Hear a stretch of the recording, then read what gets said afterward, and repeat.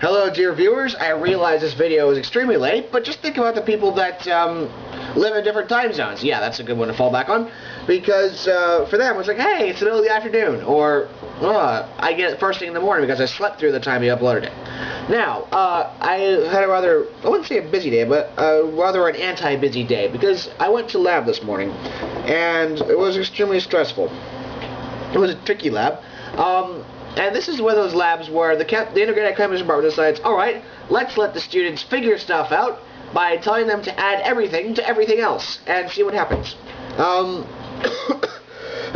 Not quite like that, but it is a long, complicated process. It takes like 3 lab sessions to complete, and they only give you 2. And it's like, add this to that, this to that. And of course, all the reagents are like in a big pile in the middle of the room, and you're like, does anyone have the 4 more sodium hydroxide?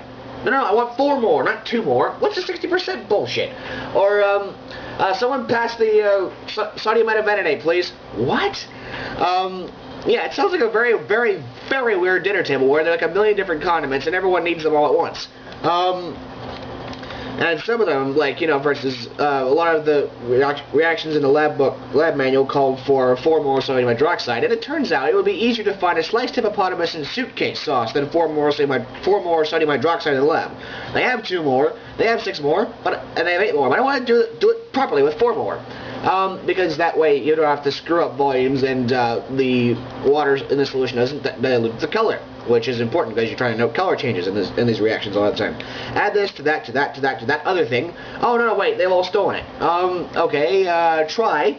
Please, please, please, and go all the way around the lab and try to get it back. And then what do you finally do? Oh, it goes from orange to purple. Lovely. Next thing. Boil it in a crucible, wait till it goes bang, then collect your eyebrows.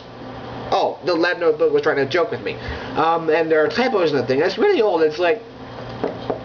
And then, also, I hate burettes. I have a long list of things I've learned to hate in labs, and burettes are now on there. Because I have to fill the damn thing, right?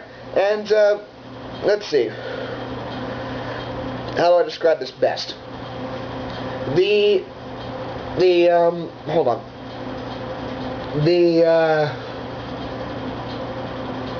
I really had it, I swear. The fume hood bench is about roughly solar plexus height, maybe a bit lower. Then you have a stand on that. Then on the stand you have a clamp. Then on the clamp you have a burette. And a burette's a good, I don't know, 0.6 meters long. And then by this time the burette's like way up there, and you have to open the fume hood door pretty much all the way up, at which point the lab demo goes, no, you're not supposed to do that. I can't reach in to put the stuff in the burette. A burette is a long tube used to titrate, which is a process whereby you add one reagent to another very slowly to try and determine the concentration. You go, stop, stop, stop. It's like, I don't know, shower temperature. It's just about that fiddly. You have to pour it in and watch the thing and go, does it stop color changing? Yes, right. Then you read the amount and you go, But the thing is, because it's so tall, it has to be tall in order to have very precise and very precise graduations on it. So you have to reach way up there, and then you have to stick it, and of course, because you don't want to spill stuff, you have to put a funnel in, and that's a good another, like, that much. And I know what you're thinking, oh, come on, that much? That's not much to complain about, but it's like the last that much. Like, oh, God. I had to stand on a stool to pour the stuff in. It's evil. And I didn't even get all the lab done, so I have to sit there and look at what I was supposed to do and go, look, they expect you to clean glassware in negative time, literally. It's like, clean your glassware. Yeah, I'm trying to do that. No, clean your glassware. I did. No, clean it backwards. What?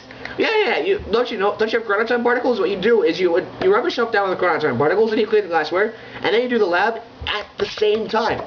You're nuts. I don't know. Someone's nuts. And of course, I have unfortunately a lab demonstrator who has no sense of humor.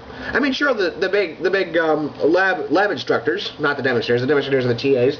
The lab instructors are cool, but the lab demonstrator's got no sense of humor and seems to think I have a big mouth. I don't know it's that big. I mean, not that big at all. But yeah, and so you're going around with reagents, and of course, all this is, you go through all these crazy steps just to see. Let's see.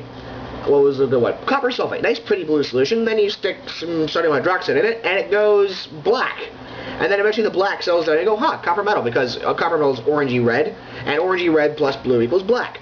And then you do that a bunch of times, you heat it up and do all kinds of other crazy things, and, well, I'm not allowed to explain it to you. Actually, the thing is, chemists, after every chemistry student who takes a second year course or higher, has to swear an oath never to explain chemistry properly to lay people. But, I figured you could have done this reaction in high school, so there's no problem. Now, what's the feature Wikipedia article today? The Boy Scouts of America membership controversies center on the Boy Scouts of America's policies to prohibit against atheists, agnostics, and known or avowed homosexuals from membership in its scouting program. Both youths and adults have had their memberships revoked as a result.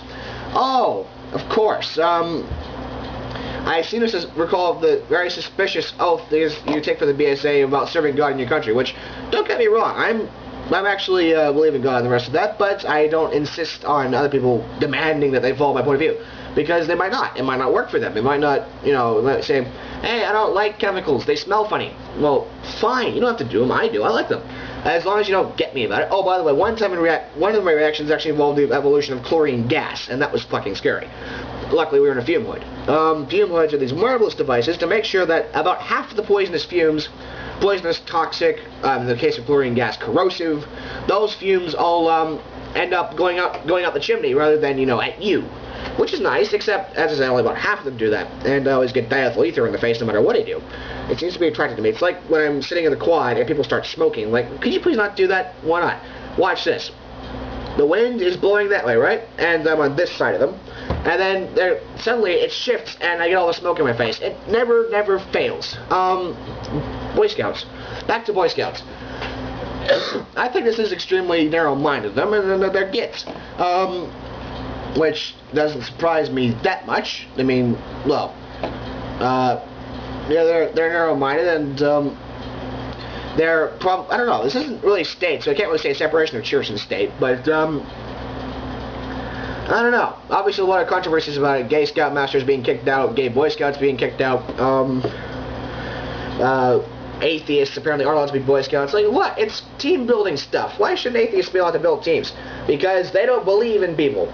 I mean, why don't they just be like the Masons, where you can believe in any supreme being as long as you believe in something? That's the agnostics handled.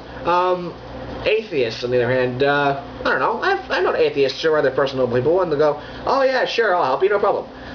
Anyway, my mouth is actually starting to hurt. I think that hit to the head I took earlier today, banged my head on the sash, sash to the fume hood, did more damage than I thought it originally did. Remember this, two viewers. Any man who can hitch the length and breadth of the galaxy, rough it, slum it, struggle against terrible odds, win through, and still knows where his towel is clearly a man to be reckoned with. Good day.